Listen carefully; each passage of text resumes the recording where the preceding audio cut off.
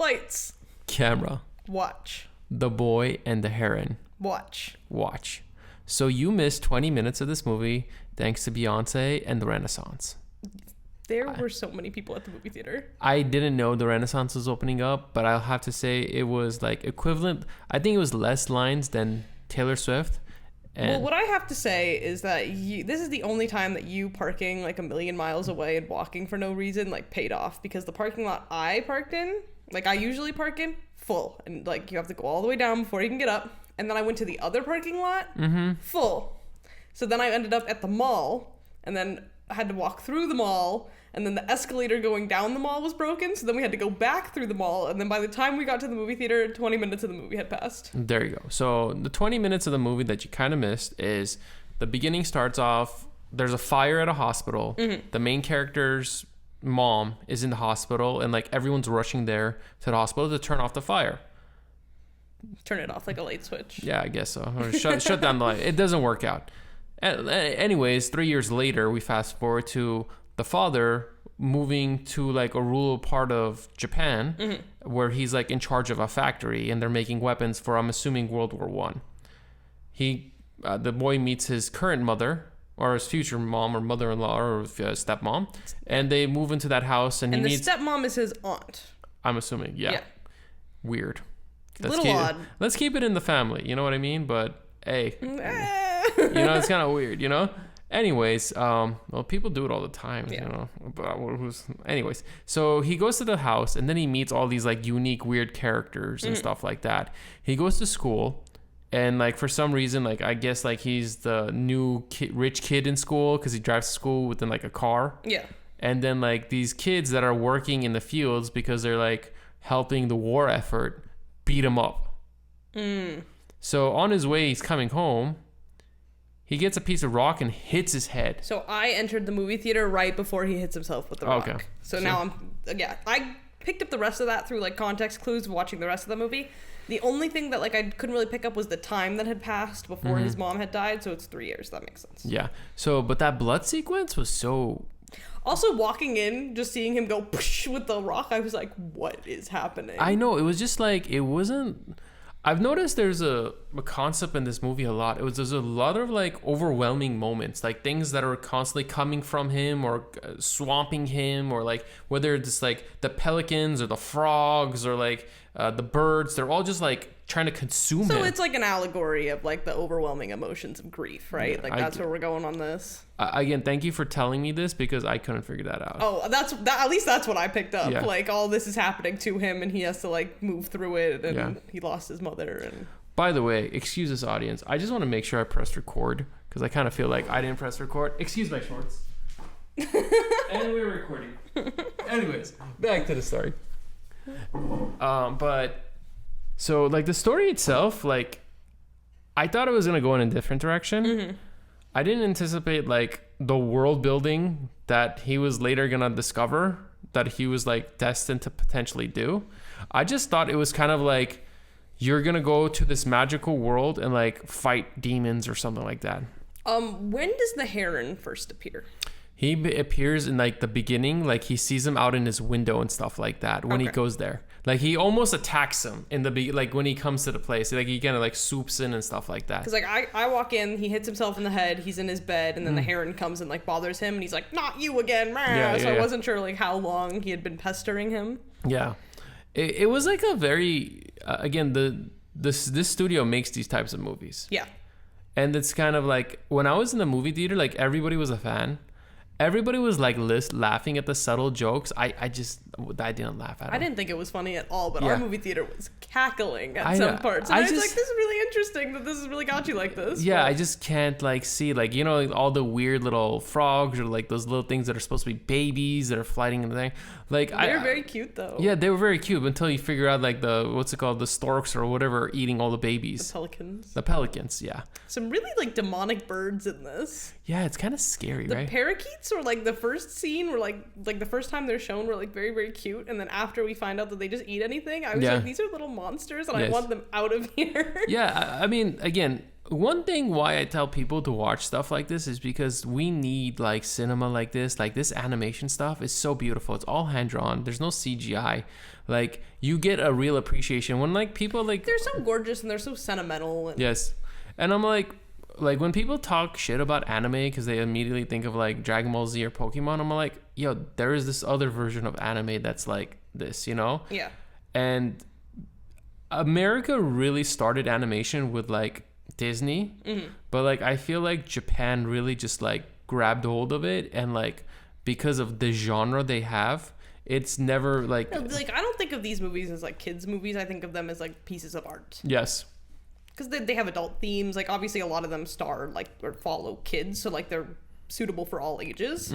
But they're literally high art. Like there's a step above there where you can tell that there's so much care taken in this, and if the more you like watch it, the more like realness is in it.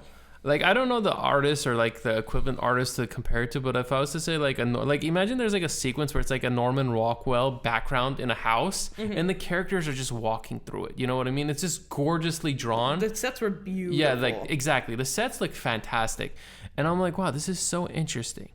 But I just enjoyed watching the movie.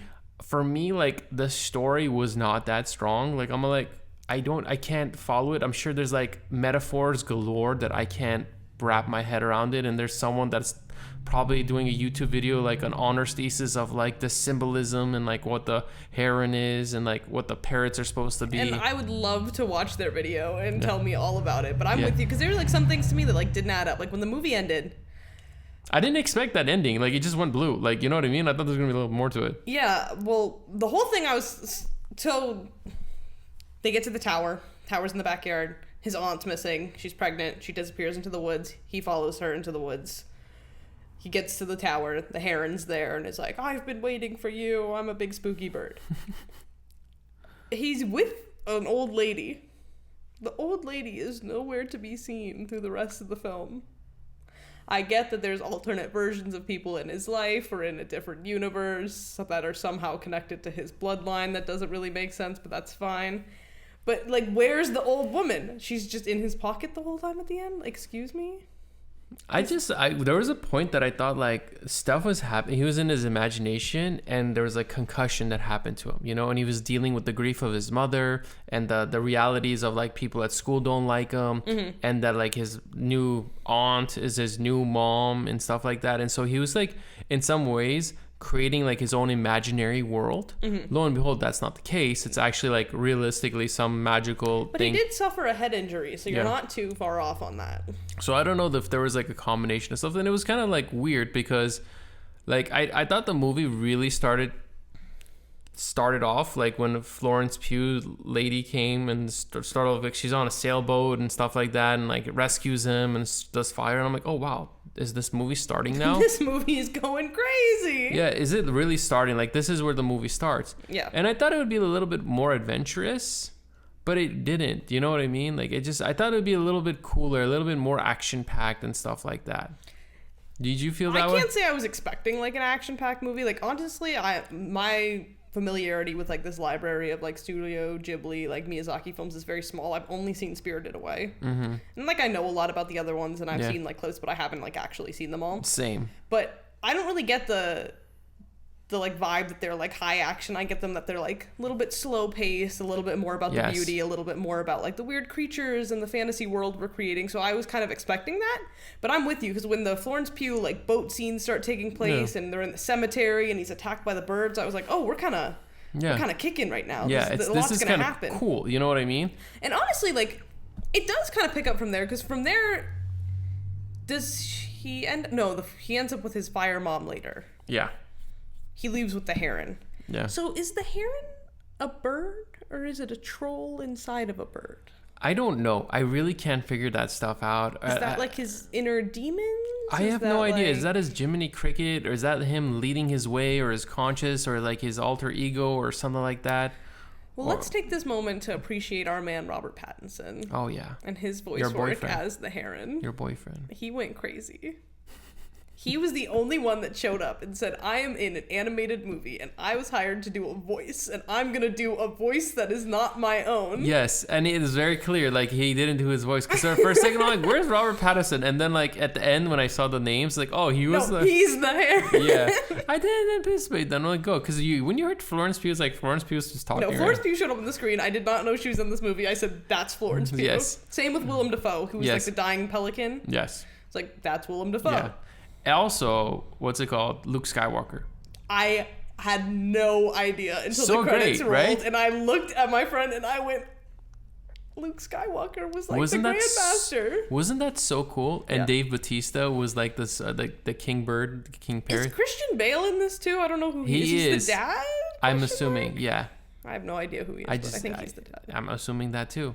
But like the movie overall, like when I just like watched it, I'm like, it's just beautiful. Mm-hmm. It's like a light story. Like, you know, when we've talked about in the past, like Wes Anderson movies or like A24 movies or David Fincher movies, like, or the studios, like this is what they're like. This is the stories they tell. This is the imaginary characters they make up. And it's just like really cute and also kind of oddly freaky and terrifying. They're, you know? like, they're very, very adorable and like weirdly dark, which is like a very nice pairing. Yeah. But it's also like, can I show this to a small child without traumatizing them? Probably not.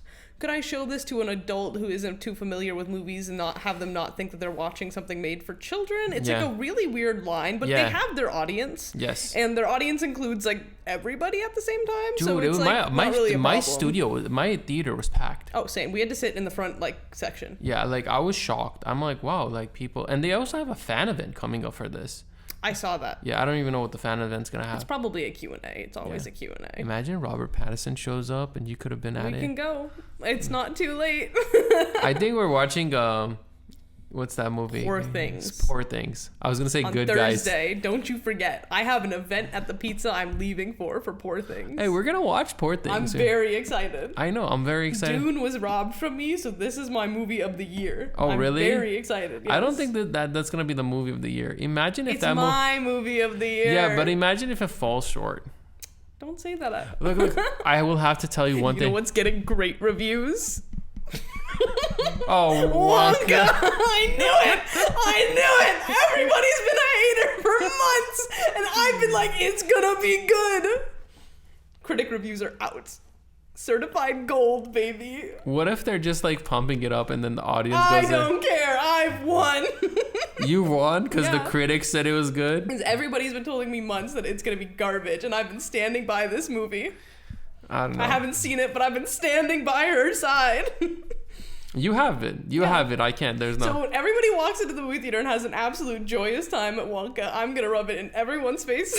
Are you going to wear a Wonka outfit when you watch the movie or get a hat? I would love a Wonka hat to wear during this podcast. I would love to scream at you in a Wonka top hat. Or you should make me wear it. You can't wear the top hat at the movies and not disturb those around you. You know? Should make me wear it. I think you should. Yeah. Full cape and all, or jacket, whatever it is. He's a cute little action figure.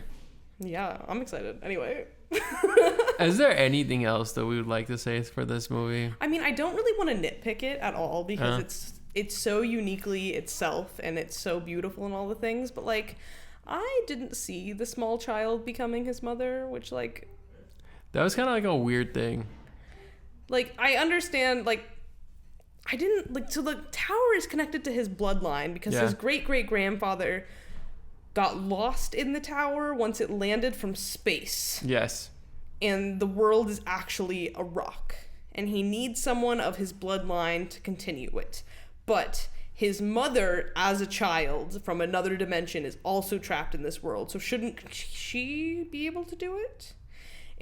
But he would never be born. And how did they get in this world? Because like Florence Pugh's character, this is like a world of like birds and outside creatures. I don't know and, how like, she got in there. I don't know how she got in. Is she from another world that ended up there? Was she born in this universe? Apparently he created that. Why was it such a sin to go in the delivery room? I don't know. Was the child born? Did she die? Did she get out? Maybe he can't see himself be born or something like that, or some other like metaphor. Well, it's not him. That's his aunt. Oh. I don't know. Maybe like back then it's like you can't see how babies are born. Why did she want to stay in? Is it because of their negative relationship with each other? Like she doesn't... I don't know. Like that's like I don't want to nitpick. I just have like a lot of questions, and they're probably all answered with like deep thinking metaphors and stuff. Because like the child mother, I didn't really get until the end, and I was like, is that a different version of his mother? And my friend was like, yeah, because, you know, she died in the fire and she has the fire powers and all that. And I was like, oh, I guess that all makes sense. Yeah, but like, you know what the weird thing is? Like, you met your mom when she was, like, your age. Doesn't that kind of throw off the entire universe timeline? And if they're from different universes, how do they know each other? And when the thing exploded, they had to escape back through their doors. So is it just a different point in time? Is it a different reality? I don't really care. Mm-hmm. I enjoyed the birds. Shitting on everyone. That was cool.